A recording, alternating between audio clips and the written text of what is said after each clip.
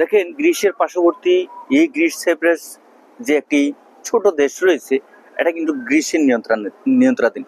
তো এই যে গ্রিস সাইপ্রাস দেশটি বর্তমানে অনেকেই বলতেছে, অনেক এজেন্সি মানে একটা নাম উঠলে বা একটা গুজব রটালে সেটা নিয়েই কিন্তু আবেদন করার জন্য আমরা হুমড়িয়ে পড়ি। ছোট ছোট যে সমস্ত দেশ আছে, এই যে দ্বীপরাষ্ট্রগুলো বা ইউরোপের আশপাশে এই দেশগুলোর ভিসা পাওয়াটা কিন্তু এত সহজ না, বা সচরাচর যে আমরা চলে যেতে পারবো এমনটা কিন্তু না। বাংলাদেশ থেকে আপনার এই গ্রিস সাইপ্রাস দেশে যেতে হলে অনেক সময় ট্রানজিট ভিসারও কিন্তু প্রয়োজন পড়ে।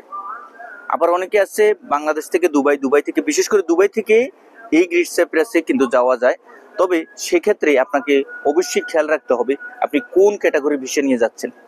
এই গ্রিস সাইপ্রাসে বিগত বা অতীতে বছরগুলোতে আমরা যেটা দেখেছি, সেটা কিন্তু আপনার ভিসা পাওয়ার যে রেশিওটা ছিল, যেই ক্যাটাগরি ভিসাটা দিয়েছে সেটা হচ্ছে স্টুডেন্ট ভিসা।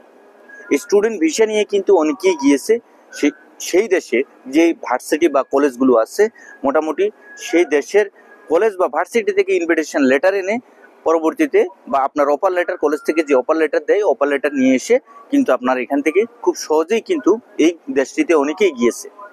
তবে বর্তমানে অনেকে বলতেছে যে ভাই কাজের বিষয় আছে, কাজের বিষয়তে যাওয়া যাবে কিনা। হ্যাঁ, কাজের বিষয়ে তো আপনি যেতে পারবেন, তবে সেখান থেকে সেই দেশের নাগরিকের কাছ থেকে আপনার একজন কোম্পানির অফার লেটার থাকতে হবে বা ইনভিটেশন লেটার থাকতে হবে, এবং সেই দেশের যে শ্রম আইন অনুযায়ী যে সমস্ত কাজকর্ম রয়েছে সেগুলো সম্পূর্ণরূপে শেষ করে যদি আপনার হাতে আপনার কাজের ভিসার নথিপত্র চলে আসে, তাহলে কিন্তু আপনি এখানে এসে বাংলাদেশে যেই ইন্ডিয়ার যে গ্রিস সাইপ্রাস এম্বাসি আছে সেখানে আপনি ফাইল সাবমিশন করে বিষয় নিয়ে আপনি যেতে পারবেন।